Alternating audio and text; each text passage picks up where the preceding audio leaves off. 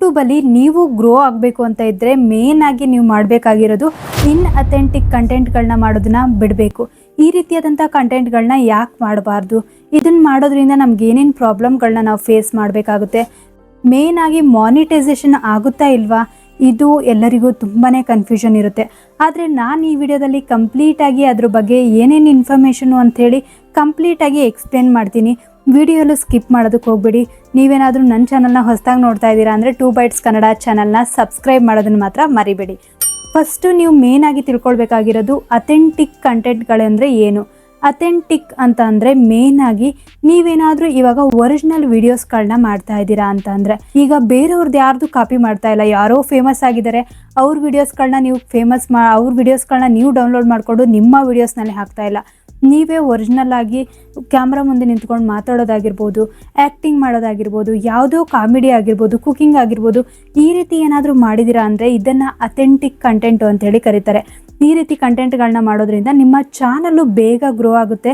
ಆಮೇಲೆ ಮಾನಿಟೈಸೇಷನ್ಗೆ ಅಪ್ಲೈ ಮಾಡೋದಕ್ಕೆ ನಿಮ್ಗೆ ತುಂಬಾ ಈಸಿ ಆಗುತ್ತೆ, ಯಾವುದೇ ರೀತಿಯಾದಂಥ ಪ್ರಾಬ್ಲಮ್ ಆಗೋಲ್ಲ. ನಾನು ಆಲ್ರೆಡಿ ಹೇಳಿದ್ದೆ, ಅಲ್ಲಿ ನೀವು ಅಪ್ಲೋಡ್ ಮಾಡುವಾಗ ಆಲ್ಟರ್ಡ್ ಕಂಟೆಂಟ್ ಅಂತೇಳಿರುತ್ತೆ, ಅಲ್ಲಿ ಡೌನಲ್ಲಿ ಎಸ್ ಆರ್ ನೋ ಅಂತ ಇರುತ್ತೆ. ಯಾವಾಗಲೂ ಅದನ್ನು ನೋ ಅಂಥೇಳಿ ಮೆನ್ಷನ್ ಮಾಡಿ ನೀವು ಒರಿಜಿನಲ್ ಕಂಟೆಂಟ್ಗಳನ್ನ ಮಾಡ್ತಾ ಇದ್ದೀರಾ ಅಂತ ನಾನು ಹೇಳಿದ್ದೆ. ಯಾಕೆ ಅಂತಂದರೆ ಒರಿಜಿನಲ್ ಕಂಟೆಂಟ್ ಮಾಡುವಾಗ ನೀವು ಅಲ್ಲಿ altered content yes or no ಅಂತ ಮಾಡೋದ್ರಿಂದ, ಇವಾಗ ಒರಿಜಿನಲ್ ಕಂಟೆಂಟ್ ಮಾಡ್ತಾ ಇದ್ದೀರಾ ಅಲ್ಲಿ ನೋ ಅಂತ ಇತ್ತು ಅಂದರೆ ನಿಮ್ಮ ಮಾನಿಟೈಸೇಷನ್ಗೆ ಯಾವುದೇ ರೀತಿಯಾದಂಥ ಪ್ರಾಬ್ಲಮ್ ಆಗೋಲ್ಲ. ಅದನ್ನು ಯಾವತ್ತೂ ಮರಿಬೇಡಿ. ಆಮೇಲೆ made for kids, no made for kids, ಇದನ್ನು ಮಾತ್ರ ಚೆಕ್ ಮಾಡೋದನ್ನು ಕರೆಕ್ಟಾಗಿ ನೆನ್ಪಿಟ್ಕೊಂಡು ಕರೆಕ್ಟಾಗಿ ಚೆಕ್ ಮಾಡಬೇಕಾಗುತ್ತೆ. ಯೂಟ್ಯೂಬಲ್ಲಿ ಕೆಲವೊಂದು ರೂಲ್ಸ್ನ ನಾವು ಫಾಲೋ ಮಾಡಲೇಬೇಕು. ನೀವೇನಾದರೂ ಇನ್ಅಥೆಂಟಿಕ್ ಕಂಟೆಂಟ್ಗಳನ್ನ ಹಾಕ್ತಾ ಇದ್ದೀರಾ, ಬೇರೆಯವರ ವೀಡಿಯೋಸ್ಗಳನ್ನ ತೊಗೊಂಡ್ಬಿಟ್ಟು ಅದನ್ನು ನಿಮ್ಮ ಚಾನಲಲ್ಲಿ ಹಾಕ್ಕೊಳ್ಳೋದು, ಈ ರೀತಿ ಏನಾದರೂ ಮಾಡ್ತಾ ಇದ್ದೀರಾ, ಯಾರ್ದೋ ಮ್ಯೂಸಿಕ್ಗಳನ್ನ ತೊಗೊಳ್ಳೋದು, ಅದು ಕಾಪಿರೈಟೆಡ್ ಮ್ಯೂಸಿಕ್ ಆಗಿರುತ್ತೆ, ಅಂಥ ಮ್ಯೂಸಿಕ್ಗಳನ್ನ ತೊಗೊಂಡು ನಿಮ್ಮ ಚಾನಲಲ್ಲಿ ಅಪ್ಲೋಡ್ ಮಾಡೋದ್ರಿಂದ ಇದರಿಂದ ಸಹಿತ ನಿಮಗೆ ಮಾನಿಟೈಸೇಷನ್ ಆಗೋದು ಡೌಟು, 100% ಡೌಟ್ ಆಗುತ್ತೆ. ಯಾಕಂತ ಅಂದರೆ ನಿಮಗೆ ಮಾನಿಟೈಸೇಷನ್ ಆಗಲ್ಲ. ಈಗ ನೀವೇನಾದರೂ ಅಂಥ ಕಂಟೆಂಟ್ಗಳನ್ನ ಮಾಡ್ತಾ ಇದ್ದೀರಾ, ನೀವಾಗ ಒರಿಜಿನಲ್ ಕಂಟೆಂಟ್ ಮಾಡ್ತಾ ಇದ್ದೀರಾ ಅಂತಂದರೆ ಒರಿಜಿನಲ್ ಕಂಟೆಂಟ್ಗಳಲ್ಲಿ ಕೆಲವೊಂದು ಪಾಲಿಸೀಸ್ಗಳಿದ್ದಾವೆ. ಅಲ್ಲಿ ನೀವು ಮಿಸ್ಲೀಡಿಂಗ್ ಮಾಡೋಂಗಿಲ್ಲ, ತಮ್ಮನೇಲಿ ಏನೇನೋ ಹಾಕೋಂಗಿಲ್ಲ, ಆ ರೀತಿ ಎಲ್ಲ ಮಾಡ್ತಿದ್ದೀರಾ ಅಂದರೆ ಆಗಲೂ ಮಾನಿಟೈಸೇಷನ್ಗೆ ಪ್ರಾಬ್ಲಮ್ ಆಗುತ್ತೆ. ನೀವು ಒರಿಜಿನಲ್ ಕಂಟೆಂಟ್ ಮಾಡಿ ಇಷ್ಟು ಮಾಡಿದರೆ ಪ್ರಾಬ್ಲಮ್ ಆಗುತ್ತೆ ಅಂತಂದರೆ ಇನ್ಅಥೆಂಟಿಕ್ ಕಂಟೆಂಟ್ಗಳನ್ನ ಮಾಡೋದ್ರಿಂದ ಇನ್ನೆಷ್ಟು ಪ್ರಾಬ್ಲಮ್ ಆಗೋಲ್ಲ. ಅದಕ್ಕೆ ಅದನ್ನು ನೆನಪಲ್ಲಿಟ್ಕೊಳ್ಳಿ. ಆದಷ್ಟು ಇನ್ಅಥೆಂಟಿಕ್ ಕಂಟೆಂಟ್ಗಳನ್ನ ನೀವು ಮಾಡ್ತಾ ಇದ್ದೀರಾ ಅಂತಂದರೆ ಯೂಟ್ಯೂಬಲ್ಲಿ ತುಂಬಾ ರೂಲ್ಸ್ ರೆಗ್ಯುಲೇಷನ್ಸ್ ಇರುತ್ತೆ, ಅದನ್ನು ಮೇಯ್ನಾಗಿ ಫಾಲೋ ಮಾಡಬೇಕಾಗುತ್ತೆ. ನೀವು ಬೇರೆಯವ್ರ ವೀಡಿಯೋಸ್ಗಳನ್ನ ಹಾಕೋದಕ್ಕೆ ಹೋಗಬೇಡಿ. ನಿಮ್ಮ ಚಾನಲಲ್ಲಿ ನಿಮ್ಮ ವೀಡಿಯೋಸ್ಗಳು ಮಾತ್ರ ಇರಲಿ. ನೀವೇನಾದರೂ ಟ್ರಾವೆಲ್ ಮಾಡ್ತಾ ಇದ್ದೀರಾ ಅಂದರೆ ಹೊರಗಡೆ ನಿಮ್ಮ ಫೇಸ್ನ ತೋರಿಸೋದಕ್ಕಿಲ್ಲ ಅಂದರೆ ಹೊರಗಡೆ ವ್ಯೂನ ತೋರಿಸಿ, ಹೊರಗಡೆ ಏನೇನು ನಡೀತಾ ಇದೆ ಅಂಥದ್ದನ್ನು ತೋರಿಸಿ. ಅದನ್ನು ಬಿಟ್ಬಿಟ್ಟು ನೀವೇನಾದರೂ ನಿಮ್ಮ ಚಾನಲಲ್ಲಿ ಬೇರೆಯವ್ರ ವೀಡಿಯೋಸ್ಗಳನ್ನ ಕಾಪಿ ಮಾಡ್ಕೊಂಡು ಹಾಕ್ತೀನಿ, ಇವತ್ತು ನನಗೆ ವೀಡಿಯೋ ಇಲ್ಲ ಅದಕ್ಕೆ ನಾನು ಬೇರೆಯವ್ರದ್ದು ಯಾವುದೋ ಒಂದು ವೀಡಿಯೋಸ್ ತೊಗೊಂಡು ಹಾಕ್ತೀನಿ ಅಂಥೇಳಿ ಆ ರೀತಿ ಎಲ್ಲ ಮಾಡೋದಕ್ಕೆ ಹೋಗಬೇಡಿ.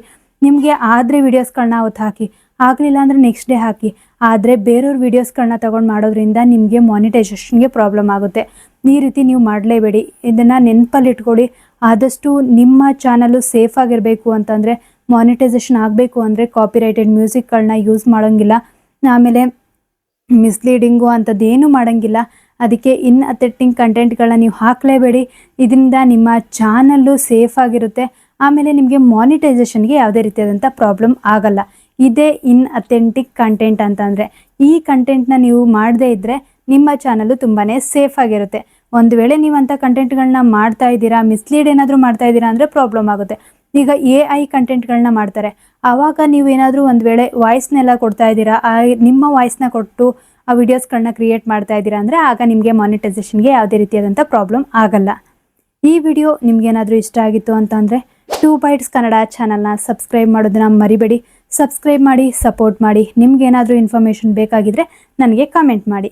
ಈ ವಿಡಿಯೋ ಇಷ್ಟ ಆಗಿದ್ದರೆ ಲೈಕ್ ಮಾಡೋದು ಮಾತ್ರ ಮರಿಬೇಡಿ. 2 ಬೈಟ್ಸ್ ಕನ್ನಡ ಚಾನಲ್ನ ಸಬ್ಸ್ಕ್ರೈಬ್ ಮಾಡಿ. Thank you, bye. ನೆಕ್ಸ್ಟ್ ವಿಡಿಯೋದಲ್ಲಿ ಸಿಗೋಣ.